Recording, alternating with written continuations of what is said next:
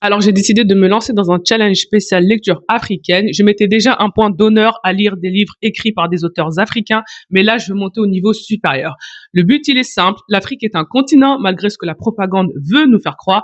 Évidemment, il est plus facile de mal parler d'un pays que de discuter des nombreuses différences sur un continent, n'est-ce pas? Et c'est pourquoi je déteste quand quelqu'un dit il s'est passé ça en Afrique ou telle personne est partie en Afrique. Où en Afrique? Où? Parce que l'Afrique, officiellement, c'est 54 pays. Donc, je vais essayer de lire 54 livres. Si j'arrive à trouver un livre pour chaque pays, évidemment. Il y en a qui, franchement, pour l'instant, la recherche, elle s'avère un peu difficile. J'ai préparé un montage Canva parce que ici, on déteste l'intelligence artificielle pour lister les premiers pays et les premières lectures que je vous mets juste ici, là, vous pouvez le voir. Bon, malheureusement, j'ai trouvé plus de livres en anglais qu'en français. Si vous avez des livres en français qui peuvent se mettre dans la liste, allez-y, dites-moi. Et ce challenge commence déjà fort avec pour premier pays le Nigeria et le livre Les pêcheurs de Chigozie Obioma, une réécriture incroyable de Caïn et Abel, les deux fils du prophète Adam. Le livre est super bien écrit. Il est tellement bien écrit qu'on ressent tout de manière viscérale. C'est un énorme coup de cœur. Donc, Les pêcheurs, c'est l'histoire de quatre frères très proches qui, un jour de janvier 1996, dans leur village, décident d'aller pêcher au bord du fleuve interdit Omi Allah. Ils croisent Aboulou, le fou du village, qui va lancer sur eux une terrible malédiction.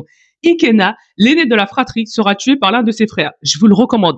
Vraiment, lisez-le dans la minute, là, tout de suite, faites pause, allez l'acheter, allez le lire. Je vais te préciser que ça se passe dans un village nigérian. Le deuxième pays qu'on va visiter, c'est le Ghana, avec le premier livre d'une de mes auteurs préférées, Yaa Gyasi, No Home. C'est un roman historique qui retrace la destinée de deux sœurs qui ne se connaissent pas. Efia, qui sera mariée de force à un esclavagiste anglais, et Essie, qui sera vendue en tant qu'esclave. Les conséquences de leur destin se répercutent à travers les générations suivantes, de la Côte de l'Or en Afrique, aux plantations du Mississippi, des écoles missionnaires du Ghana, aux bars miteux de Harlem. C'est un livre qui nous emporte à travers plusieurs générations pour suivre un arbre généalogique brisé. J'avais déjà lu son autre livre, Sublime Royaume, qui est mon livre préféré de 2026.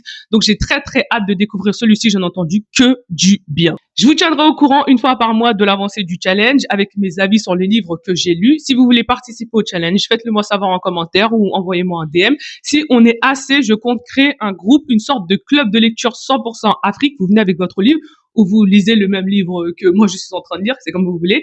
Et si jamais vous avez d'autres suggestions de livres pour un pays ou plusieurs pays, ne soyez pas timide, partagez-les en commentaire. En attendant la prochaine, je vous dis bye!